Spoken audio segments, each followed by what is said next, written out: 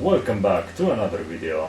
Today I will be checking out Five Nights at Freddy's, The Silver Eyes. Let's look at the book cover. As you can see, my book is not in a very good shape. I got it on eBay of second hand, so it's not brand new, but I like this book cover design. I like the silver letters. You can actually feel that they are a bit different than the other parts of the book, of the cover. And you have Freddy right here. You can see half of his head and the other half is back here. And if you open the book, you can see the whole Freddy. Pretty nice, pretty nice. So the main character in this book is Charlie, and I never knew that Charlie was also a female's name. Okay.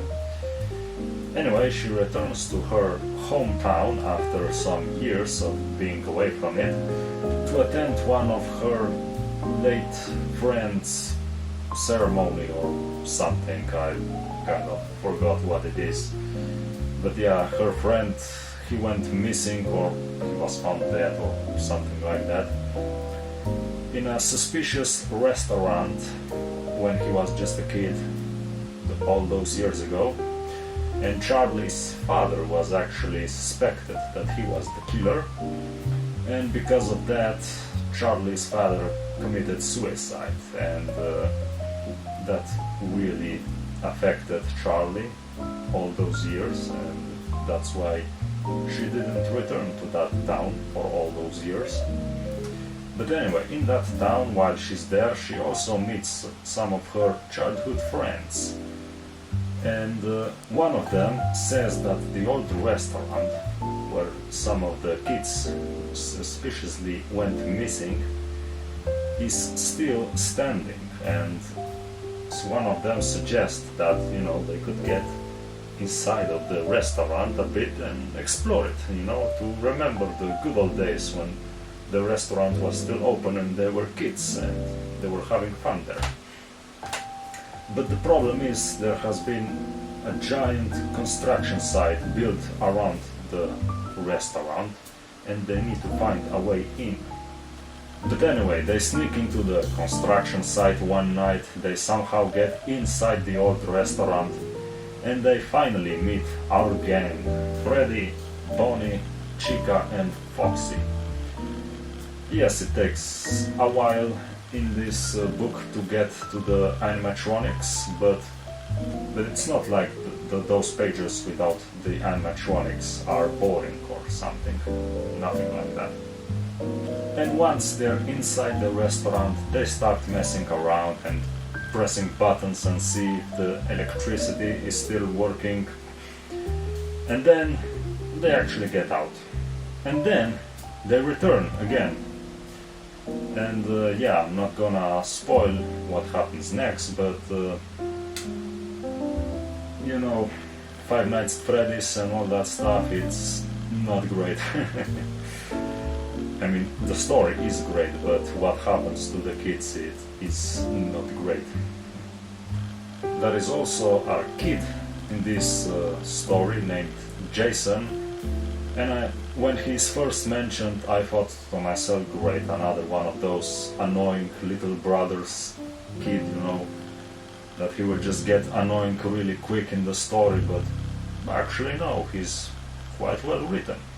Because with those little brother types of characters that sometimes appear in stories, either they are great or they are not great, and there is no in between, and thankfully Jason in this story is quite good, so yeah, I like that. One thing I would criticize about The Silver Eyes is that there is not much bloody things going on, or how to explain it. There isn't much killing in this book. There's actually only a few kills. I'm not gonna spoil who dies or who doesn't, but I really wished that more people died in this book. It would be more interesting, at least to me. And one thing I noticed when I was in the movies, in the cinema, watching the Five Nights at Freddy's movie that came out a few months ago. I was watching it with my friends. And anyway, one thing I noticed is that some stuff in the movie is similar to the book, actually, to the Silver Eyes. You know, I thought that was interesting. And if I would have to decide what was better, the Five Nights at Freddy's movie or Five Nights at Freddy's the Silver Eyes book, I would go with the Silver Eyes. I mean, the movie was okay, you know, it was fun to watch, but nothing too special. But I think the book was done way better than the movie. Now, I'm aware that there are two other books connected to the Silver Eyes. It's basically a trilogy of books. And there are also some other Five Nights at Freddy's books. Actually, quite a lot, I checked on the internet. And to be honest, am I gonna read the next book after this one? Not so sure. Probably not. Because I followed Five Nights at Freddy's lore, and I know it got quite complex, but I think that at some point it just got out of hand, like it's a complete mess, and especially with those new books coming out, and yeah, I don't know if that's for me. I'm just gonna stick with this one for now. Maybe I will finish the other two in the Silver Eyes trilogy, but I'm not so sure. But overall, how would I rate the Silver Eyes? From 1 to 10. I think it's a well-written book.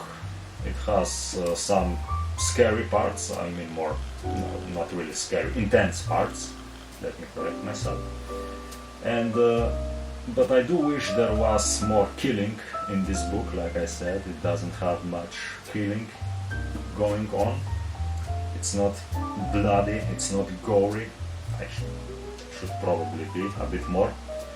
But anyway, I will rate this book 8 out of 10. So 8 out of 10 for the Silver Eyes. I think it's a fun book to read, a really fun book to read. Anyway, thank you all for watching, like and subscribe, and I will see you in the next book review video.